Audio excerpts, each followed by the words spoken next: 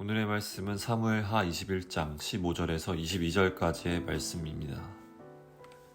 블레셋 사람이 다시 이스라엘을 치거늘 다윗이 그의 부하들과 함께 내려가서 블레셋 사람과 싸우더니 다윗이 피곤하매 거인족의 아들 중에 무게가 300세겔 되는 노창을 들고 세 칼을 참 이스비브노비 다윗을 죽이려 하므로 스루야의 아들 아비새가 다윗을 도와 그 블레셋 사람을 쳐 죽이니 그때의 다윗의 추종자들이 그에게 맹세하여 이르되 왕은 다시 우리와 함께 전장에 나가지 마옵소서 이스라엘의 등불이 꺼지지 말게 하옵소서 하니라.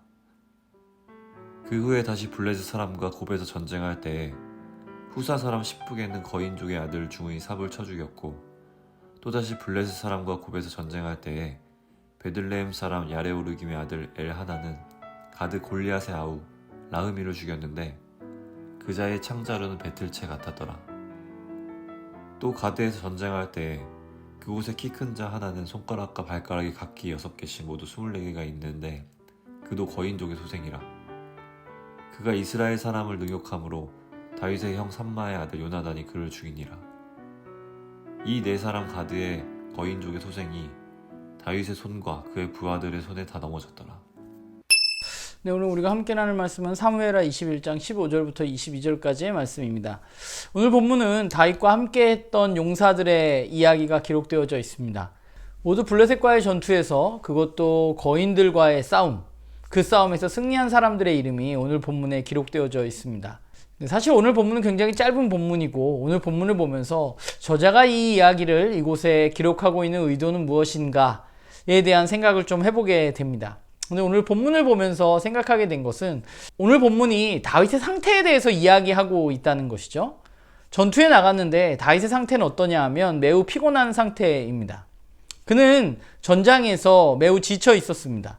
그래서 그 지침 때문에, 그 피곤 때문에 그는 죽을 뻔한 위기를 맞게 되고 그 중에 아비새가 그 다윗을 구해주게 되는 이야기죠.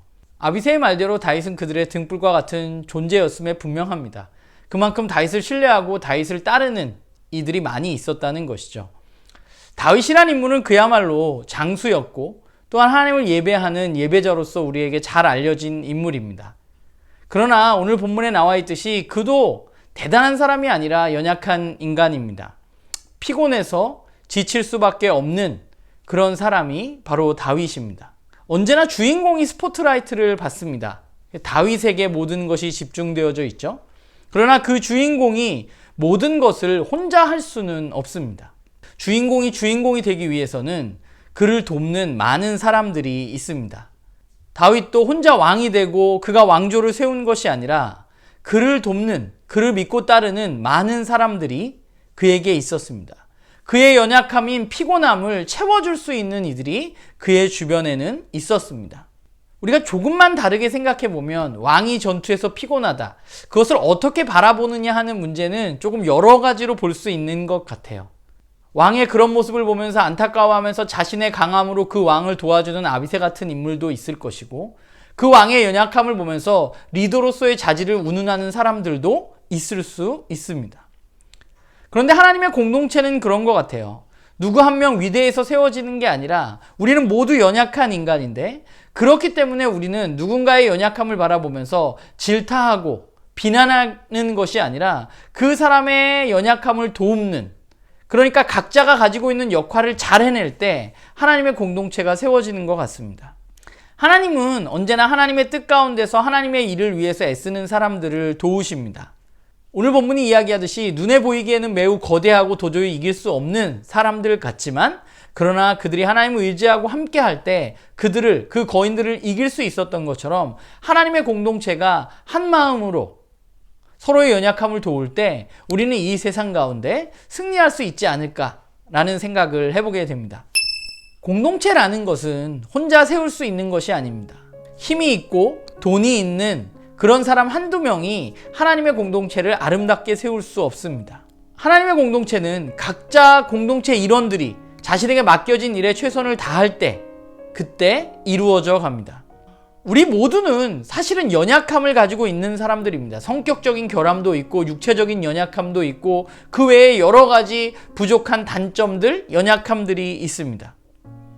그런데 우리는 때때로 나의 연약함도 있고 상대방의 연약함도 있는데 상대방의 연약함은 굉장히 크게 보이는 것 같아요. 왜냐하면 나는 그런 연약함을 갖고 있지 않기 때문입니다.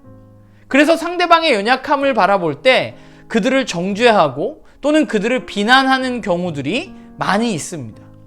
교회 공동체 내에서도 이런 일들이 너무 많이 일어나는 것이죠. 그런데 우리가 먼저 기억해야 할 것은 나도 그와 같은 연약함을 가진 사람이라는 것이죠. 그냥 종류가 좀 다를 뿐이지 나는 대단한 사람이 아니라, 나는 완벽한 사람이 아니라 나도 그 사람과 똑같은 연약함을 가진 그런 존재라는 것입니다.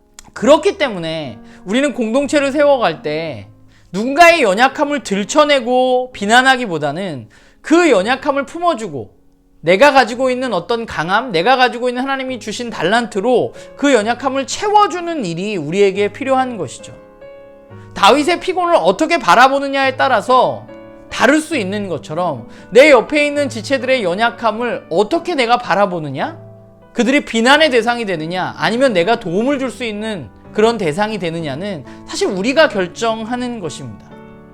우리가 하나님의 공동체에서 해야 할 일은 누군가의 연약함을 바라보고 비난할 것이 아니라 나의 가진 것들로 그들의 연약함을 채워주는 것, 그것이 바로 우리가 걸어가야 할 길이죠. 바라기는 저와 여러분이 정말 나도 연약함을 가지고 있다는 생각을 잊지 않고 내 옆에 있는 지체들의 연약함을 돕고 채워주는, 그래서 하나님이 원하시는 아름다운 공동체를 이루어 나가는 그런 우리 모두가 되기를 주님의 이름으로 소망합니다.